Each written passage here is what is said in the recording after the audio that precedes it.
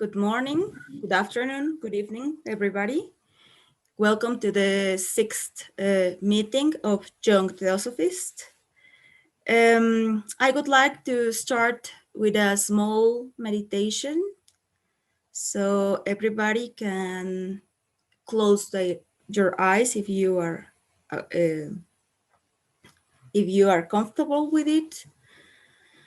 Take a deep breath and start to pay attention in that breath that goes slowly and as deep as you feel comfortable, and try to pay attention in your body, your position. If there is any uncomfortability, if any part of your body, it's the moment to relax it. And if there any thought, preoccupation, or any factor that is disturbing you now, is the moment to try to let it go. All the thoughts that comes to your mind in this moment, let them go like clouds in a windy day.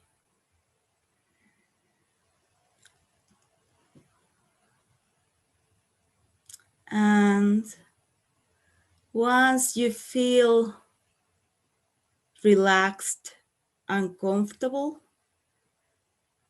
you can open your eyes and come back here and now. Thank you very much. Well, welcome everybody. This day, the topic of our meeting is the book At the Feet of the Master, written by Jiddu Krishnamurti. He was a young theosophist. He was born when he got in contact with the Theosophical Society. And he wrote this book when he was only 14 years old in 1910. And his life is quite interesting because he gave a lot of sense and a lot of work for the TS. However, there was like a misunderstanding because he was considered by some of the, not the founders, but the continuers of the work of the TS. They tried to make him like considered as the world teacher or the master or like Maitreya. So in that moment, he felt that that was not correct. So he left the Theosophical Society. And even though he gave a lot of knowledge and shared a lot of himself, he was doing it independently. He moved out from the TS, but he never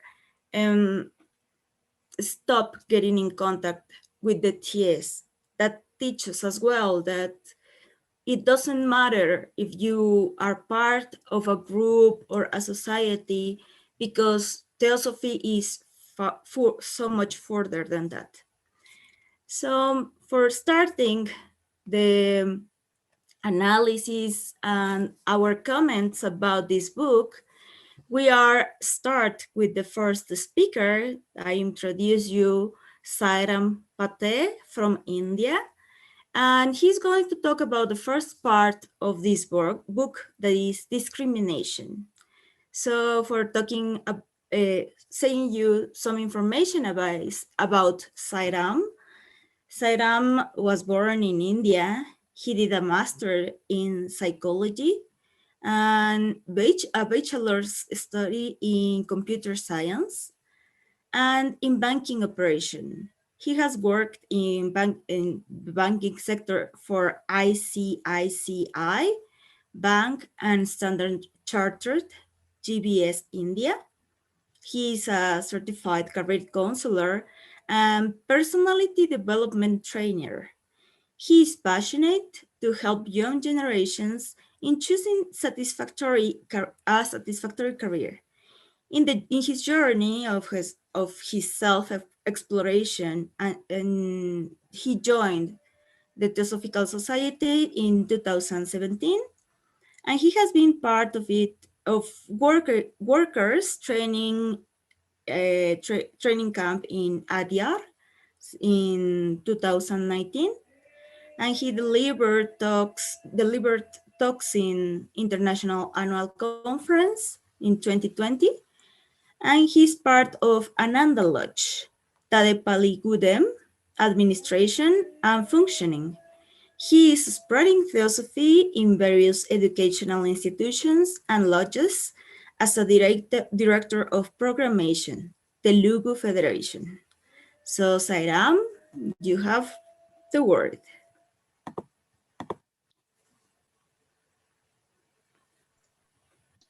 Yeah, thank you, Yunan, for introducing me, and very good evening, morning, and good afternoon for everyone. The book for study today is At the Feet of the Master. It is apart from our TS books. Am I audible and clear to you all? I think my voice is clear, right? Apart from TS books, I really feel very intrinsic to read Jiddu Krishnamurti, because as a postgraduate in psychology, I love to explore JK very much. So today's topic for me today, like I can present, right? Give me a second.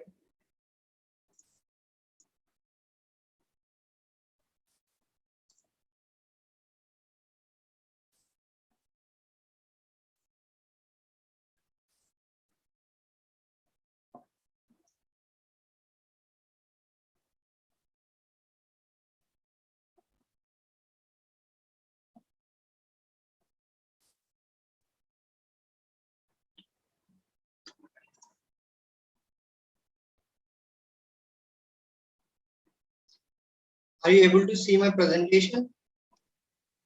Yes. Yeah. So my topic for today is Discrimination from the Defeat of the Master, written by Alcyon J. Krishnamurti at 14 years old.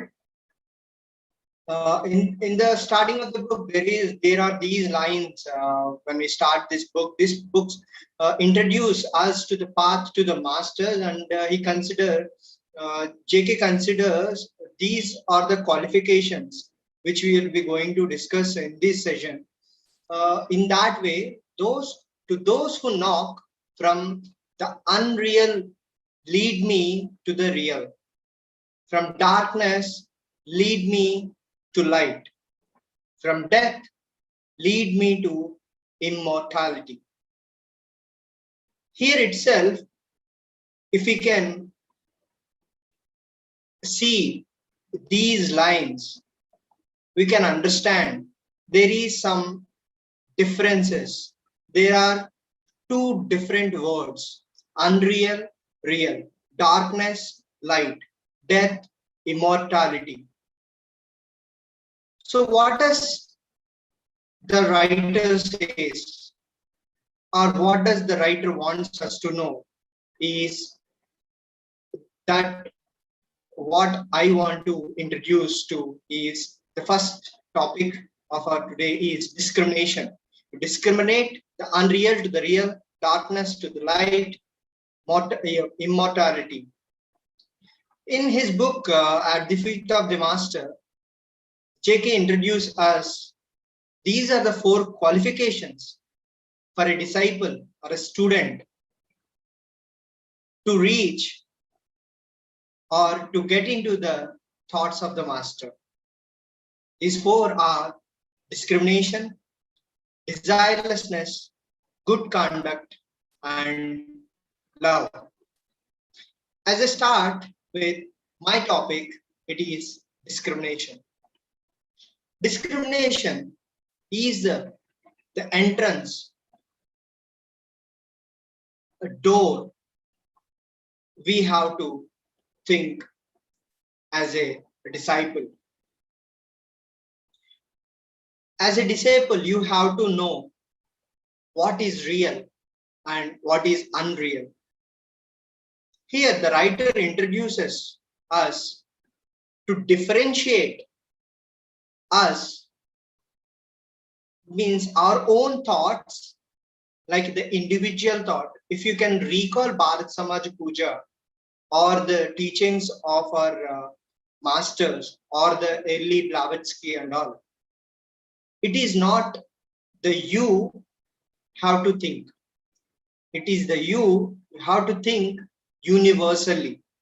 It is not the individuality, it is the universality. In that way, the discrimination, it is not only the beginning of our every step of it every day, it is everyday step until the end of our life, you can say, or until the next reincarnation, or until you reach the master, or you reach the God. You have to discriminate wealth, power, or worldly things are at most for one life only, and therefore they are unreal. You must know what is truth, what is false, what are the worldly things, what is the permanent things in our life. Is it the wealth and power? No, they are not. Of course, they seem to be real, but however, the real things are different. Krishnamurti wants us, he explains this discrimination in two ways, particularly discrimination in the physical body way and the mental thought ways. So in that, if you can explain, if you can think the differentiate, you first of all, you have to think in a preliminary understand. He wants us to think what is the difference between God and evil. This is a primary level of understanding. In that way, if you can see, God has a plan, and that plan is evolution. Those who know and those who do not know, what discriminates is knowledge. JK wants us to, it is the knowledge only that can help us. I think there are tools available, right? So it is the knowledge only helps us, that helps us to discriminate what is, are we on the side of the God, or we are on the side of the evil. It is the knowledge that gives us, that makes us discriminate between God and evil. When one knows what is real, and he can know he is on the God side. He stands for good and resists evil. He works for evolution. That is what the God's plan. As the first line says, it is the plan of God, that is evolution, that we are going in the from the ages, and we are in the fifth root race. It is not, we will not do any selfish acts. And to discriminate, the discrimination also explains us, like those who know why they are here, like you can say, what is the reason I am living, or what is the reason to be born on this earth or the planet, and what is the purpose of life, what they should do or act foolishly, Unless you know the reason, unless you know what is the purpose of life, you act foolishly, you act towards the evil and all. Once the choice is made, here the choice is to follow the master, follow the words of the master, orders of the master, or follow the path of the God.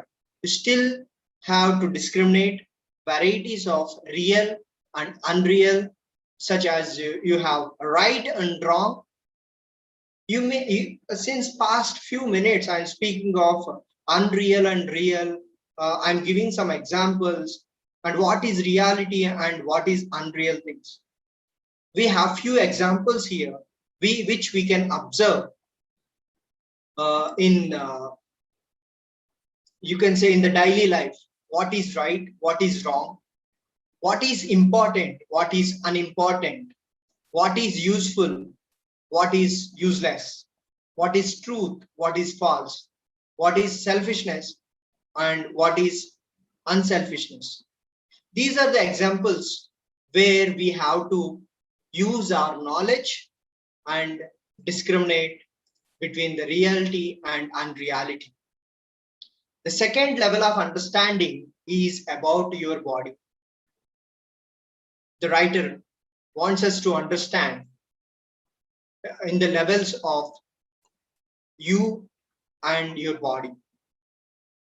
When your body wishes something, stop and think whether you really wish it. Generally, we in the coming slides, I will be these what the body, and we have already know as a person of TS, as a member of TS, we have 7 bodies, we have 7 planes. In the basic understanding, he also introduces us to few bodies here. However, whenever these bodies tries to deviate our thinking capabilities or deviates our path, our thoughts, he wishes us to, the writer wants us to, JK wants us to stop and think whether you really want it or not. If you are doing something, just stop, think whether I'm doing it right or not, whether the master wants me to do it or not, whether it is right in terms of the thoughts of the master. Each of one of them will pretend to be the self in order to gain what it wants. Each one of them here, it is different bodies we have, the astral body, mental body, etheric double, buddhic, all these comes, they act as individual ones.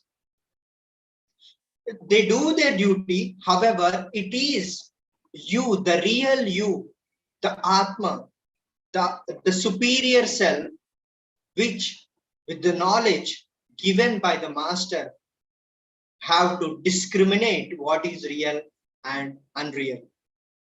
You must know yourself as their master. The other 6 bodies are unreal things, and you are the only master of all these bodies. Man to the body. You have to communicate to other bodies in this way. If you have any, during the process of discrimination, you have to communicate to the body or the other bodies as, I want to do these things and I must do them. This that wants is not I, and it must wait a while. As the earlier words I spoke, just stop and think whether it is real or unreal, whether it is right or wrong, whether the master wants it or not.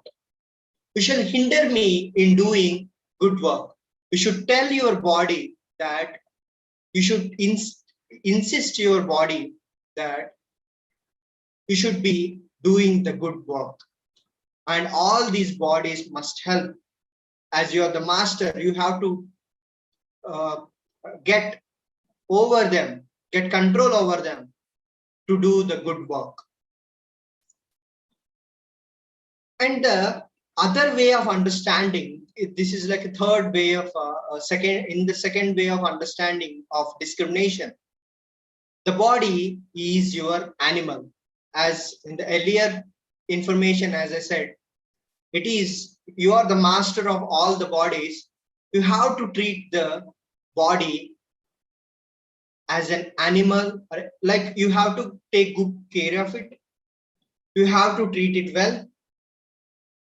You must not overwork it. You should not overburden it. As the physical body or the astral body or the mental body, everything has its own limitations. As the physical body itself has some limitation, so you should not overburden it. It is not the Atman or the higher self.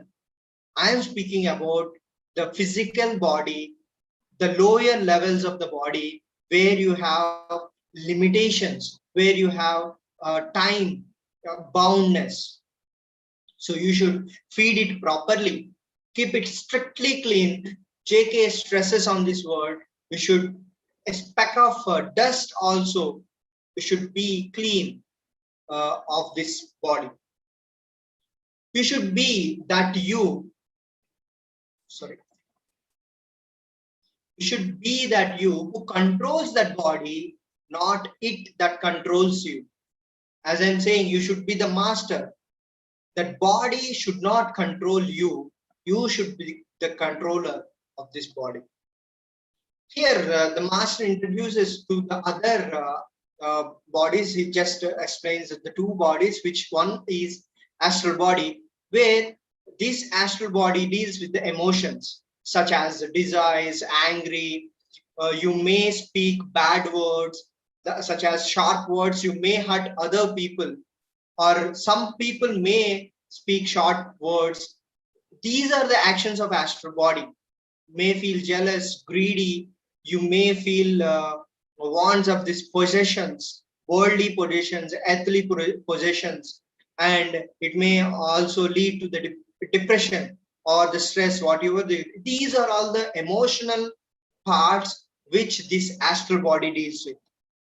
So you have to discriminate these emotions, these unreal emotions, from the real wants of the master, from the real heart of the master. You must discriminate between your wants and your body wants, particularly. If you can see, all these angry emotion, the facial expressions which I'm expressing, are all like, these are the worldly things, worldly possessions. These are the actions which I do to have a communication, either in a good way or a bad way. These are all the unreal things.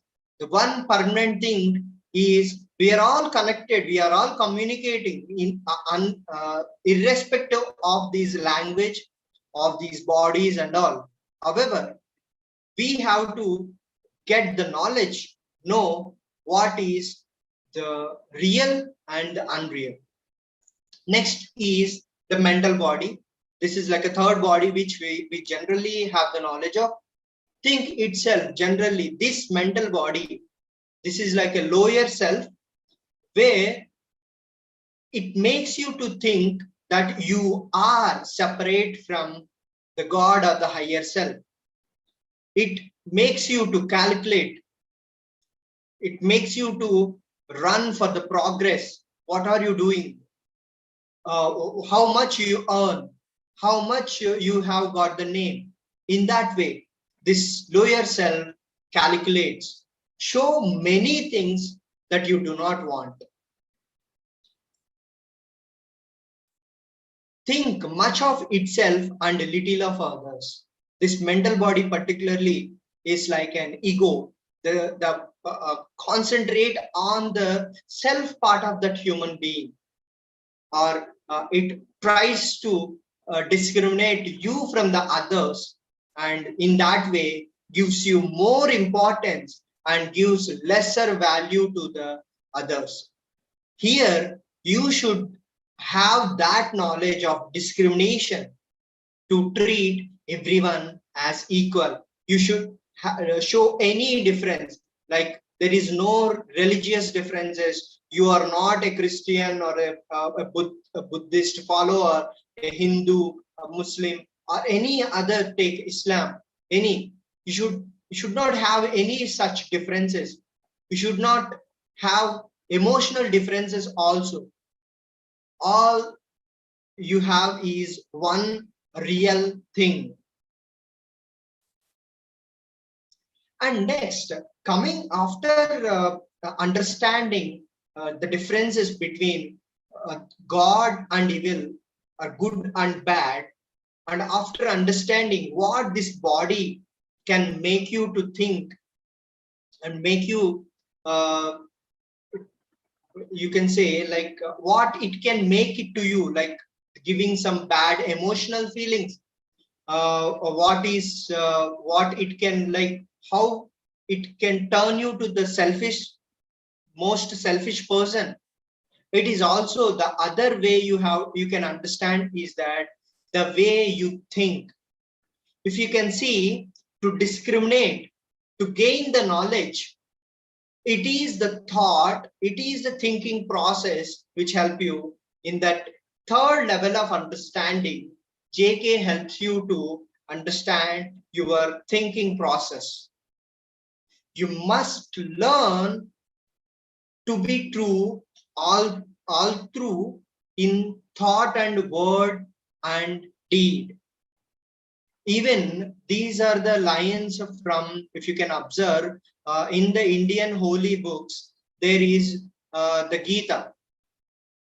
In that Gita, the writer explains us what you speak, what you think, and what you do. These all three things has to be one.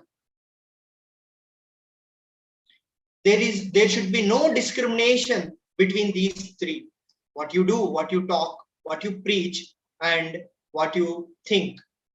All these three things to be only one way. You must think and then judge reasonably. Superstition is one of the greatest evils, one of the fetters from which you must utterly free yourself. Here, it may be the superstitions, the word used by the writer. However, they may be true. The superstitions may be true in the earlier generations, in the earlier parts of the time.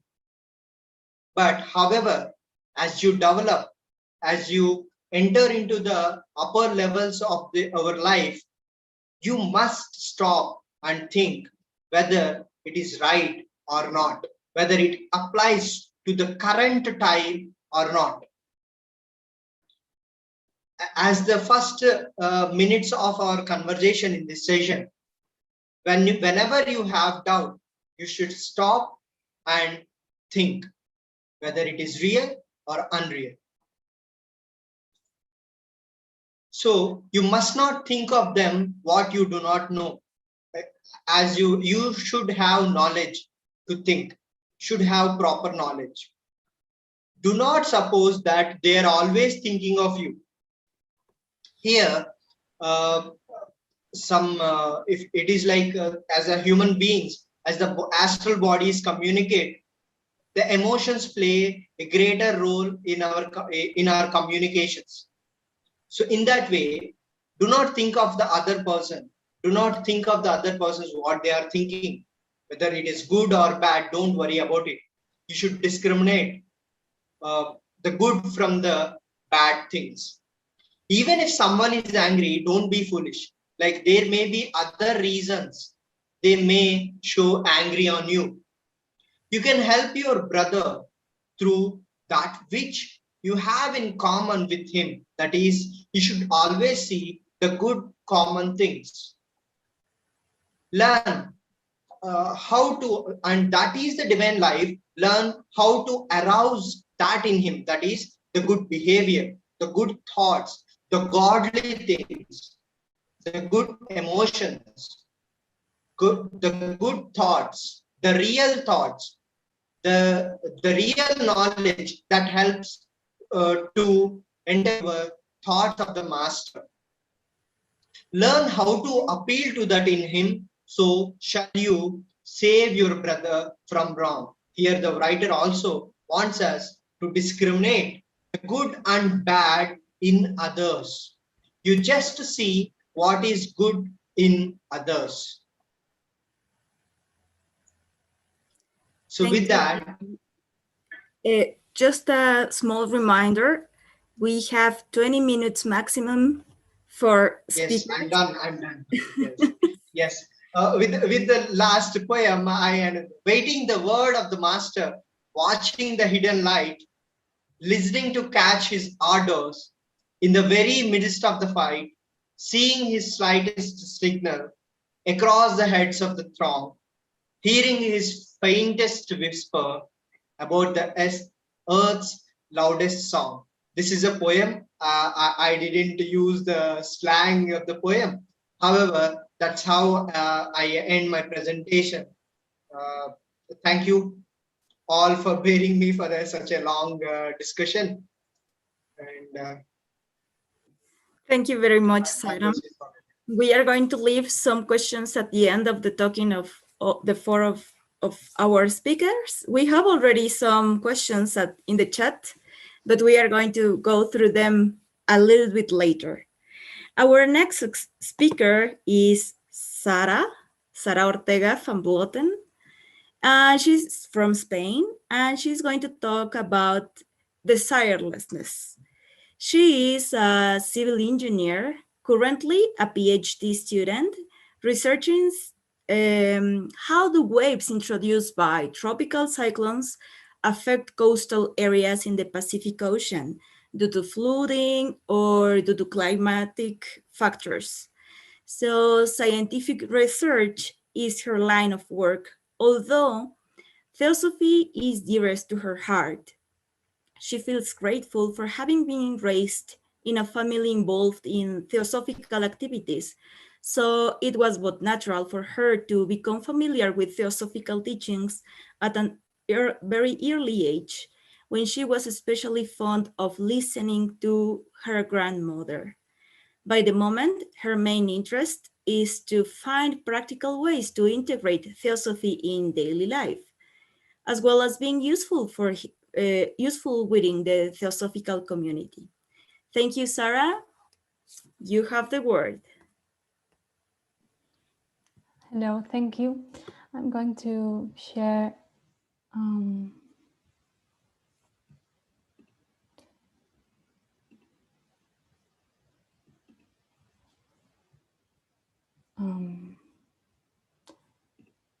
I don't see how. Should be in the middle bottom of your screen. Yes, green button. Then a window appears, and it's I've never seen desktop one, iPhone. I don't. Keynote, maybe this one.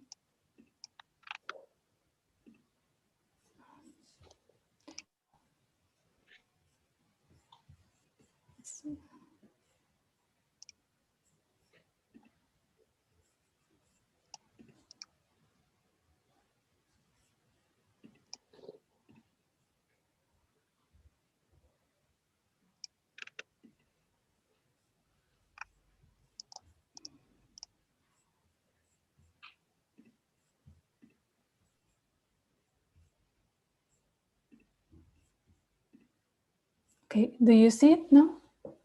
Yes, okay.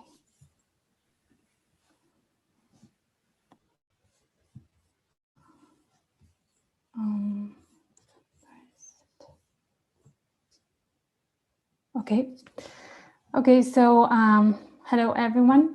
I'm going to talk now about a few main ideas that I've reflected upon desirelessness, which is the second qualification of the book that we have studied. Personally, I picked this qualification because well, years back, I remember I would ponder about desire and the nature of desires and its origin. And so when we bring attention as to how we function inside, we realize that we may be driven very often by what we call kama manas, and there's a intermingling between thought and desire. And even though we may realize this is happening in theory, we have that concept, the process of change is usually more intermittent. So it comes and goes because all of our conditioning still hold us down, right? So at first, desirelessness, for me, it seems to evoke inhibition of desires, meaning those desires that are self-centered. But at the same time, I get the feeling that this qualification calls for action in the real sense, action on the higher planes where the self with capital S moves and works. So all throughout the book, when I read it, there seems to be an assumption that the pupil or the reader is in serious earnest of treading the so-called path. So to begin a journey of self-discovery. And this very process has much to do with the development of a whole different inner attitude. This is, I think, the main thing that it has to be deduced from the book, to develop a new inner attitude, which also is twofold in my view. On one side, attention starts to be directed inwardly in a way as to nourish that essence or that flame within our hearts, so that we can think of it as building a temple or creating a space within, which is increasingly filled or embodied with our higher aspirations and noble desires for the benefits of the world, which is also the essence of the work of the holy ones. And then on the other hand, such inner attitude, once it grows, it means that it has to reflect somehow during our daily lives by expressing or manifesting that which is developing inside. Okay, so with this general idea in mind, I've picked a little, some of the fragments of this qualification, which I'll briefly comment on.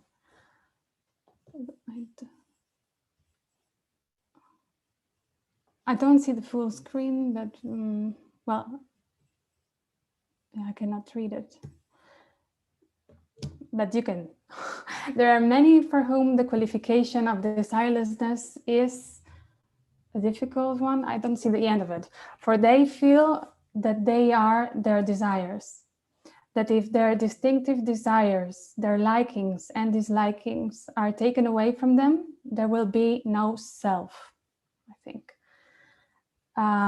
Okay, so here, we all may have experienced that a big obstacle is our own conditionings, since we are kind of slaves in a way of our own character that we have built for years. Through experience in the outer world, we build up both likings and dislikings so much that we end up identifying with them, and we crave on one hand for those in which we find gratification, and on the other hand we avoid those which we relate to discomfort or suffering. And all of this, all of it weighs on us very heavily. So there is no surprise that at some point we will reach a moment that we feel the need to release ourselves from all of that. So it is natural, and it is a part of evolution to take that next step when we are ready. Then it is really helpful to hear that there may be a different dimension to life, as Theosophy explains, as well as many other authors which have expressed their spiritual findings. And then there is another important remark here. You may attain desirelessness if you will, which seems obvious, but it is important to really understand the meaning or for oneself, since we should ask ourselves whether we actually want to let go of desires and understand what it actually means to when you translate that in theory into your daily life. So daily small choices, which at first could seem non-important, but which actually build up patterns and habits of your within you. So it is all about willing, and even though it is easier said than done. Then I picked another one. Remember that all selfish desire binds, however high may be its object. And here we are remembered of a different kind of desires. The ones that may refer to personal liberation and the gaining of heaven, right? So, of course, these desires also are self-centered, and at some point there must be a realization that it is but a subtler kind of desires. But if we picture that all principles or planes have gradations from lower, from denser to subtler, there is a natural process also of evolution to, let's say, refine the essence of such desires for the sake of becoming a better human being over and over. So, but at some point, yeah, all selfish desires must cease. So that's what we have to keep in mind, because their very nature is incompatible with the nature of the divine and the all-encompassing one life. It cannot be selfish in any way. And then there is another sentence which says, so you must do right for the sake of the right, not in the hope of result, I think it says. I find personally that this is somehow difficult because I've always considered myself a perfectionist, but to the extreme, right? So, and these days I've been reflecting while reading the chapter, and I've realized that this behavior of mine, in my case, is really not perfectionism, but exaggeration, because it is good to make the effort to do things the best way that we know. I think we have to do that. But if we think about the results beforehand, then the importance shifts completely from what is being done to what I want as a result. So the context is completely different. And this kind of tiny realizations, when you perceive them, is what really brings about a real change in oneself. Because I found myself these days working at work or going to work and thinking about things related to work. And in the background, it would spring the thought of do not exaggerate, because I had realized it beforehand. So it is day by day that you integrate those things that you realize in theory, that you have to translate them into practice. And it is a process of unattachment, which is not easy, but it is day by day you can evolve. Then there are a couple of statements regarding psychic powers. And it is said that they will come in the course of development. They must come. And then in any case, the time and strength that it takes to gain them might be spent in work for others. So here, what I find the most important is the sense that it has to be practical. So at the moment, what is it that we have? A body, a physical body and the capacity to feel and think. So these are the main bodies that are developed to a greater extent for the most of us. And within those planes, there is still a lot of work that we can do.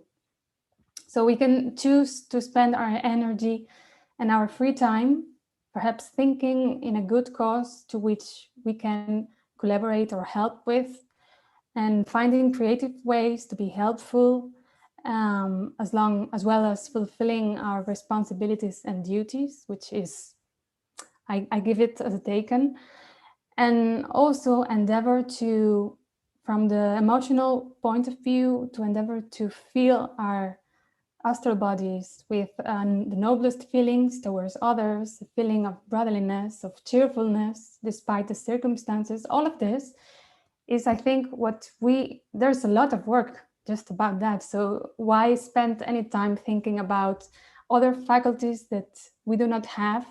They may come in the future, but now it's not something to waste energy on, right? Okay, next one.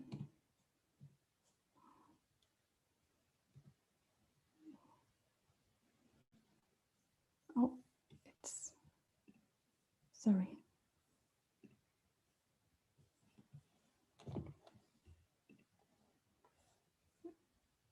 Next one is this one. Don't know why. Okay, and the last one,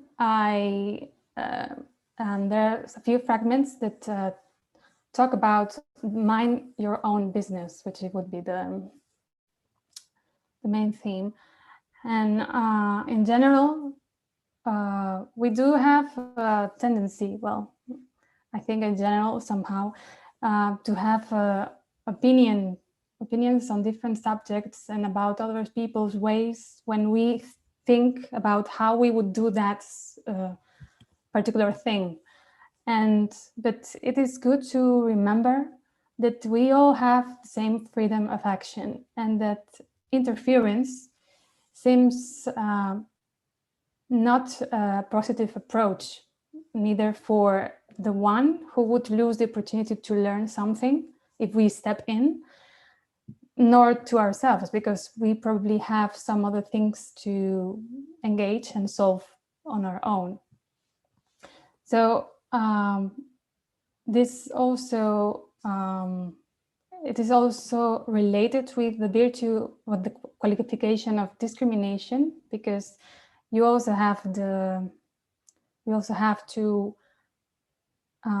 understand when it is your duty to interfere. For instance, in the case of beings that need protection, such as children or animals.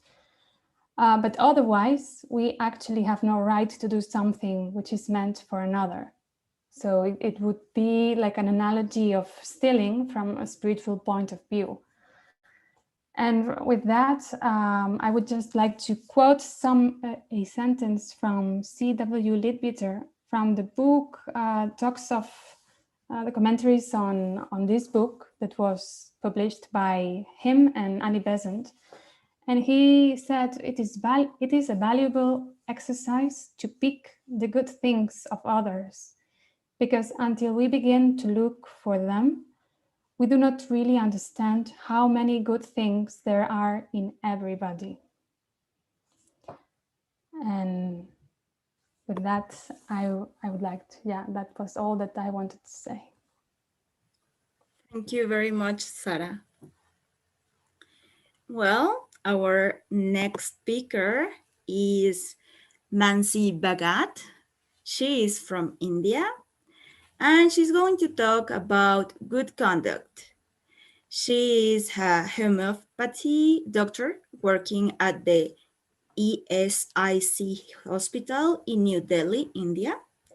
She has read theosophical books written by Annie Besant and C.W. Leadbeater since her initial years in 2011 onwards, thanks to Dr. Rajiv Gupta, a pulmonologist and a senior colleague who introduced her into the theosophical teachings.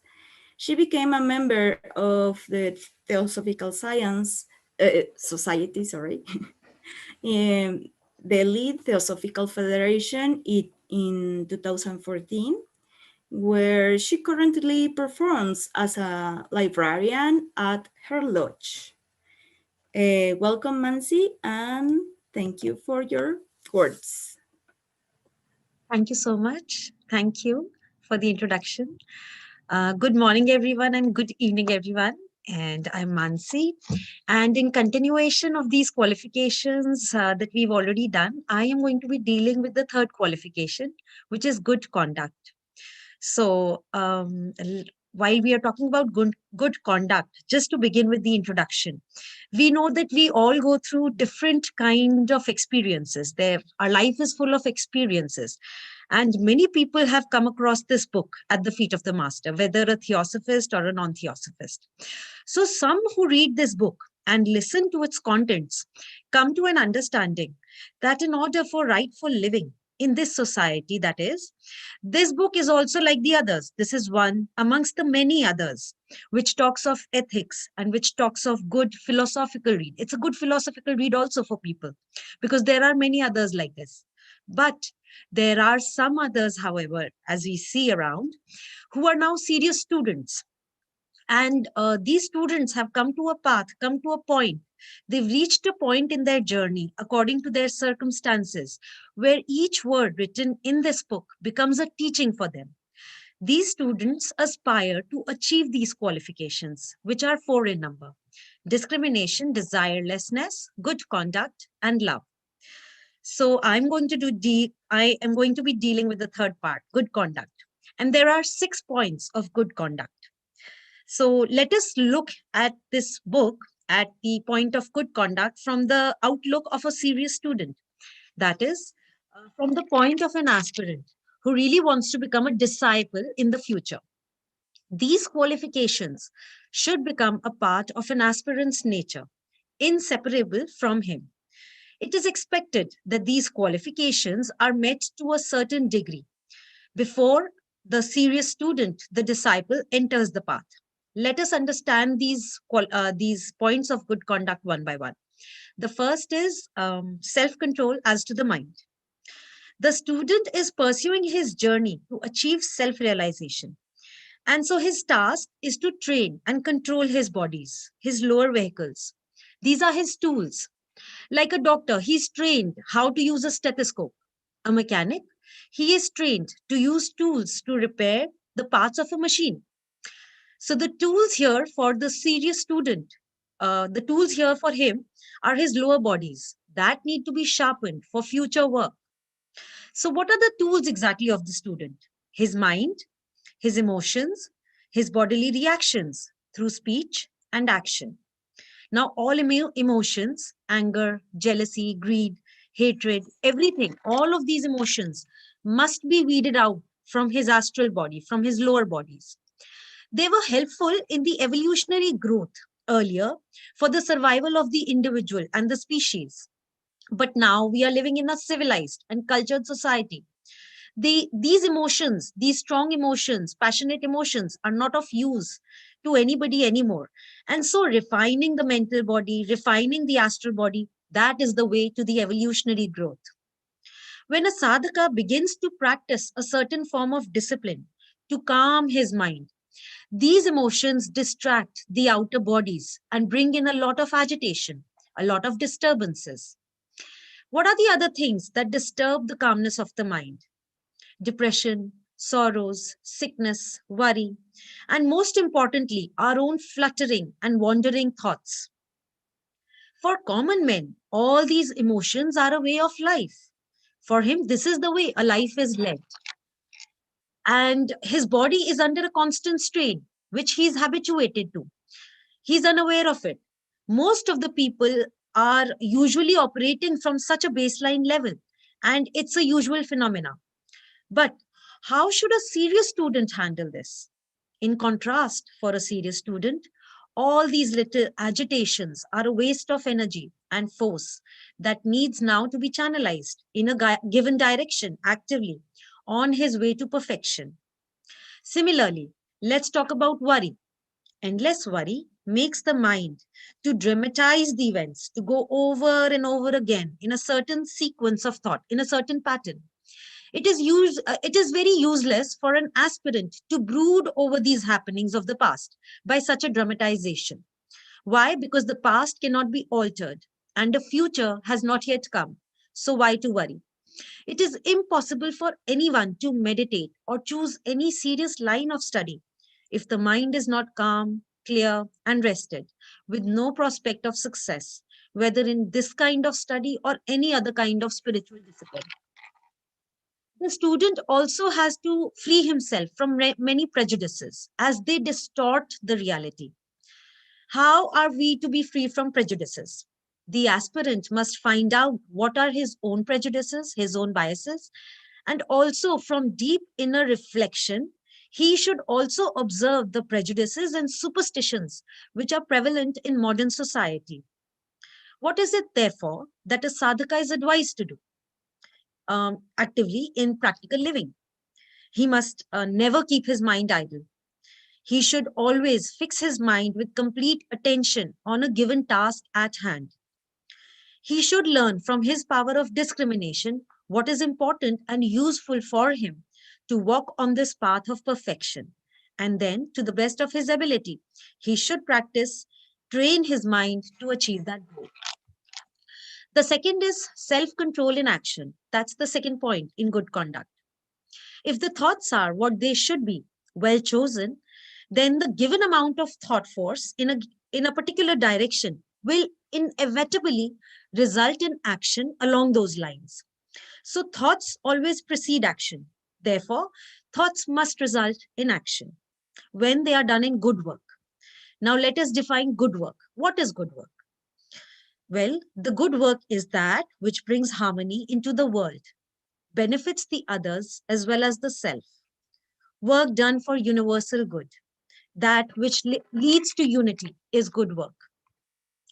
Another common desire, as has been already discussed, that is in some aspirants, that just because the aspirant knows now, but his knowledge is better than the others, another desire that arises is that he is to help the others. He comes out with his own knowledge to help.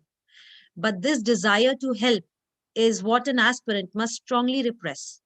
He must do his duty better than the others and leave the others to do their best.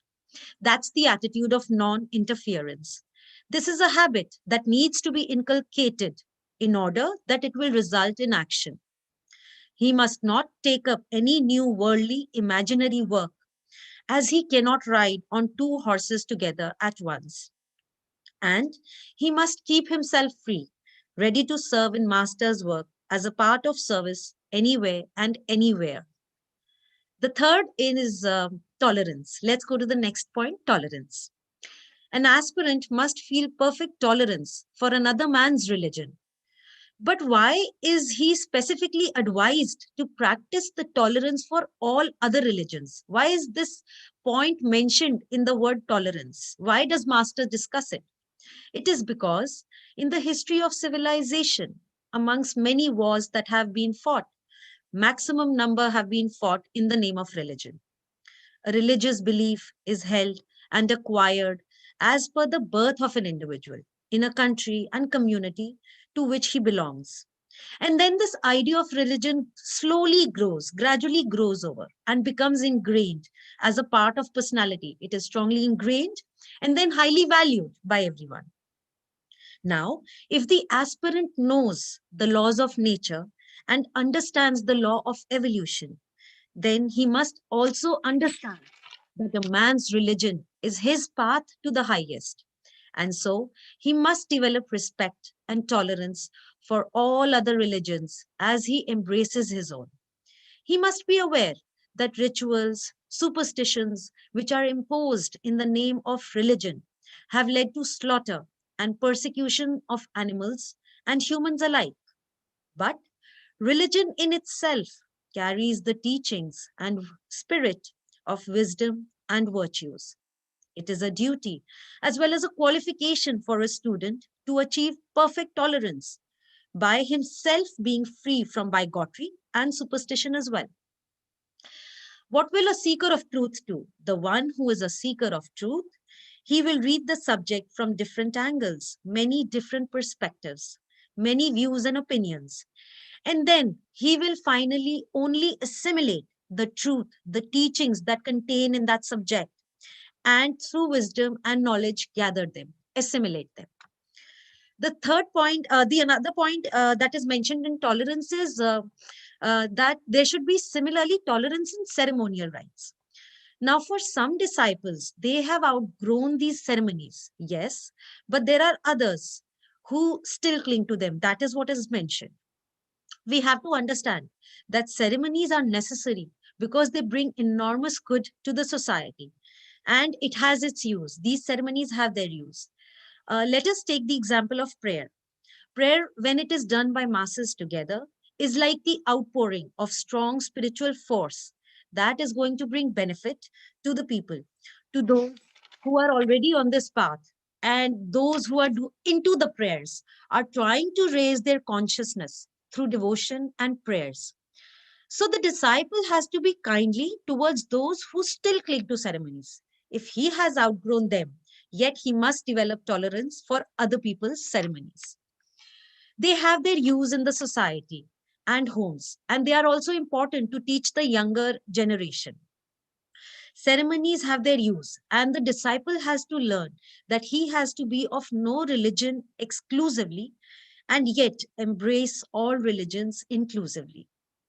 The fourth point in good conduct is cheerfulness. Now, why is the candidate on the path to be cheerful? And how is this quality to become a part of his nature? The highest and supreme state of consciousness is pure bliss. This is a state of permanent that needs to be acquired. So, cheerfulness is the root. Let's look at the opposite of cheerfulness. It is depression. A student needs to discard depression. Why? Because depression comes from selfishness, the attitude of self pity, self sorrow. And this selfishness, this self identification comes when he himself identifies himself with the lower I, the temporary and the transient lower bodies. Therefore, he is to be cheerful and endure his karmas, painful though they may be, knowing that in this impermanent world, the sufferings are also transitory. And so, again, cheerfulness is the rule. A disciple who is in self depression will not be able to help others who are in sorrow. The work of sadhaka is to move from selfishness to selfless service. He has to develop sympathy and compassion for another man's suffering. And on the contrary, he is to become indifferent to his own pains. The highest state of the real I is Sat Chit Anand. The next point is one pointedness. What does one pointedness mean? It means that all our energies are channelized and focused in a given direction. Now, what happens when we are deeply engrossed in our favorite subject? Our favorite subject, whenever we are deeply engrossed in it, our body, our thoughts, our emotions, everything is in control because we are trying to achieve the task at hand. So we are fully into it. That's one pointedness.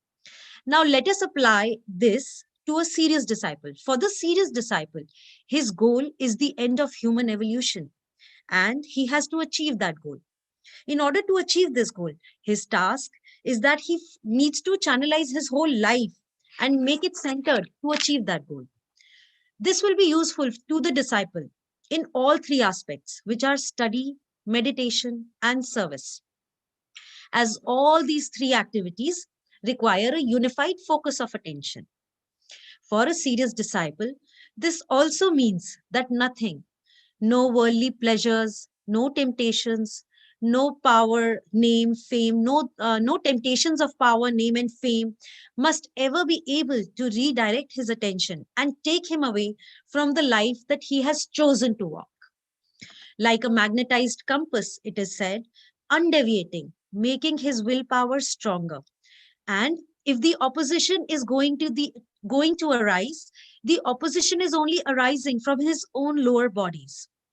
his physical body, his astral body, and his mental body. These are the three lower bodies they want to experience. They want to fulfill all the desires, and all these are lower desires. So he has to fight his own lower bodies, transcending the lower self. He is to rise higher towards unity, and that requires one pointedness, a unified focus of attention. The last is confidence. Confidence is the sixth point in good conduct. Let's discuss the last one. So, there should be in the aspirant, again, I'm talking from the point of view of a serious disciple, an aspirant who's already very sure that he wants to walk this path of end of human evolution. There should be in this kind of an aspirant a trust, a belief, a firm conviction that there is a path, that there are others higher than him on the path. If, after coming to a conviction that there is nothing random in this universe, that this universe is governed by laws of nature, then there is a reality. There is a greater reality beyond what our own sense organs can perceive. This firm conviction of a greater reality ignites the person to search for the path, the truth in itself. When this dawns upon the man, only then the first step is taken. The inner search begins. And this is the first step that he recognizes that there is a path. Until that confidence is there, the student will not even begin his search on this path. The next step is that he is convinced that there are laws of nature. And based on the laws of nature, based on the law of evolution, that there is also evolution, then if he agrees and is convinced that there is law of evolution, then he knows that there are perfected men, perfected beings on this path who have walked this journey. Even though the aspirant may not have met them or seen them till now, yet till the time the confidence is there, only then will the disciple will have the inner willpower to follow the path, because he knows that there are others, the perfected beings who have already walked the path and reached the end of human journey. So the second is trust in perfected men. We call them adepts. Next is that this study of laws of nature will help him to unravel the mystery which will lead the disciple to his goal of perfection. The laws of unfolding of the state of consciousness is to be applied by using these principles which we study in occult science. These laws need to be applied, and this is called as yoga. So finally, the trust should be there, the trust that there is a way, there is a path, there is an end of the path, and the final goal, the end of human journey or end of human perfection. And there are others who have walked this path. This is a trust, and this is the trust. When he has trust in the path, the goal, and the perfected beings who have walked this path, only then he can really reach the end of human evolution. So these are the 6 points of good conduct. Thank you.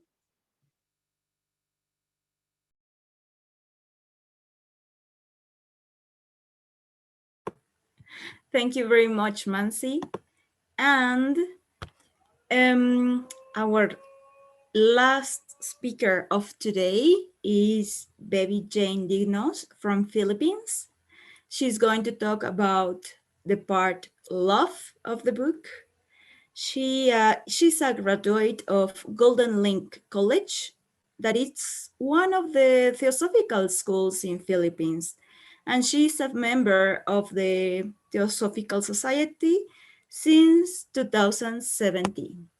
Thank you, Bebie, for your words, and welcome. Thank you, Yunen. So let me share my screen.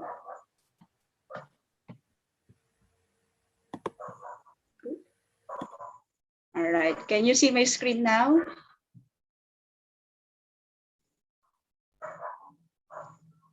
Yes, we can. Yes, okay, just one moment. All right, so good evening, good morning, and good afternoon, everyone, depending on where you are right now. I am Bebie Jane Dignos from the Philippines, and I am excited and grateful for the opportunity to be speaking in front of you right now. So for today's discussion, I'll be sharing with you the fourth qualification in the book At the Feet of the Master by J. Krishnamurti, which is love. All right, so this brings us to the question of what is love? So love to its shallow meaning from a dictionary definition is a very strong feeling or liking for somebody or something, to which many people would define this way. So for me, uh, there are no really exact words that will define love, because the moment we do so, we are limiting the word love to what we perceive it to be. We should go beyond the word love for us to realize the real essence of love. So as what Krishnamurti said in the book Life Ahead, we cannot immediately say what is love because it is not readily explained by words. It does not come to us easily, yet without love, life is very barren. Without love, the trees, the birds, the smile of men and women, the bridges across the river, the boatmen and the animals have no meaning. So without love, life is like a shallow pool. In a deep river, there is richness and many fish can live. But the shallow pool is soon dried up by the strong sun and nothing remains except mud and dirt. So this only means that love gives meaning or essence to everything in this world. Love is the blood of life, as what Isis wrote on her Facebook post. So in the book, Talks on the Path of Occultism, Volume 1, a commentary on At the Feet of the Master by Annie Besant and CWL, the fourth qualification, which is love, is categorized into 6 chapters of discussion or and commentaries. These are chapter 1, which is love as the desire for liberation from rounds of births and deaths and for the union with God. Second chapter is love in the daily life as to do no harm to any living beings. Third is gossip as to never speak ill of anyone. And fourth is cruelty as to be guard against either intentional or unintentional physical cruelty as well as cruelty in speech and in act. The fifth one is superstition, which has caused so much terrible cruelty in the humanity, and chapter 6, which is service, not only to man, but also to animals and plants. But I'll not go into the details of these 6 chapters, but rather share with you 3 realizations I learned while reading this book, particularly in the aspect of love. So here are the 3 things I realized. First is to live with kindness and compassion in daily life.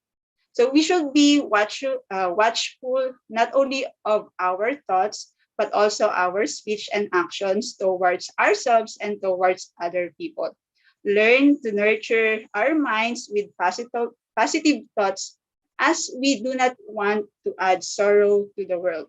As what the novel Eightfold Path uh, is teaching us to attain liberation from samsara. Second is second is to respect life in all its form. It is mentioned in the book that you shall be careful to do no harm to any living beings. It is crucial to be reminded that all living things, be they small or big, are equally important to live in this world. And third realization is to do selfless service to humanity. We shall always be watching for an opportunity to help, be it small or big. In doing the service, so we just need to remember that in doing the service, one must not think or expect anything in return. One should do it because it is the right thing to do. One should be a channel through which God's love may flow to reach our fellow men. It is what Golden Link College and Theosophical Order of Service are doing right now. Golden Link College is doing service through the right education, while TOS is also doing service works to humanity around the globe. So that's my realization from the book. And now let me tell you another reason why I chose love out of core qualification as the topic of my discussion tonight. It is because I wanted to share with you how I found genuine love from the place I never imagined could be a place of love. So I'll be sharing from a personal perspective related to love in this manner. To start with, as you know, I'm a graduate from Golden Link College. So this is, let me introduce with you the Golden Link College. As many of you have heard it or known it, it is one of the Theosophical schools established in 2002 by the Theosophical Society and Theosophical Order of Service in the Philippines.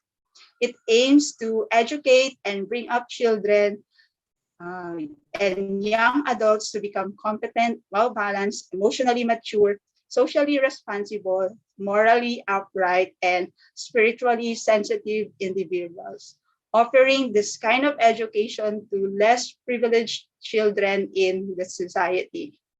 Now, this is me on the first day of class in 2012, the timid, shy, and had a lot of push buttons version of myself. At first, I thought I would be attending a normal school that does a normal routine of going to school, studying, and going home. Never did I know that this school will transform me to be the best version of myself, and it will make me realize that there are so many things to discover in this life's complexity. In my 4 years of stay, I did not only learn academics, but also life skills, character building, discovering my highest potential, and widening my horizon. So this is me on our graduation day in 2016 with the people who nurtured me with love during my 4 years in college. A better version of myself, confident, happier, and filled with love. I can say that the success of these schools lies in the people who dedicated their life to service, serving the community, the students, and love is the main ingredient. We express love and respect to anyone from the school guard, school helper, to the teachers, to school staff, and administrator. The simple shake hands, smiles, greetings, hugs, and tap on the shoulders are just some of the gestures or love languages we do to express and appreciate the person we meet or come across with. This is also the reason why many of us felt at home in this school because we feel accepted, appreciated, and loved for who and what we are despite of all shortcoming and limitation. This humble school that we often call home is a place that nurtures us academically, socially, emotionally, and spiritually. I realized that love is experiential, as what I have experienced in Golden Link College. Love has to be experienced and shared, and love should come from within. And it begins with ourselves because we cannot give of what we do not have. When a person is full of love, it radiates to the people around him or her, making the other person feel love, just like what I felt in GLC during those years until now. Another example of radiating love is from the conversation I watched from a vlog recently. Although the vlog is more on a comedy side, there was a part in that video that strikes me, and it goes like this. The man said to the vlogger, I am ugly. No one will love me. I am the definition of ugly. Then the vlogger quickly responded, no, you're not. You are the definition of love. When the vlogger said that, it hits me. And yes, there is somehow truth to what he said. Any one of us, regardless of how we look or what our status is, everyone is the definition of love. To end with, I'd like to share with you how my favorite teacher in GLC or in Golden Link showed her love to us. She said, the most important person to you right now is the person in front of you. Do you know why? Because we are in the now, in the present moment. And whatever that and whoever that person is you are with right now, please tell her or him you are important and I love you. So with that, let's end with live, love, and serve in the now. Have a great day, everyone.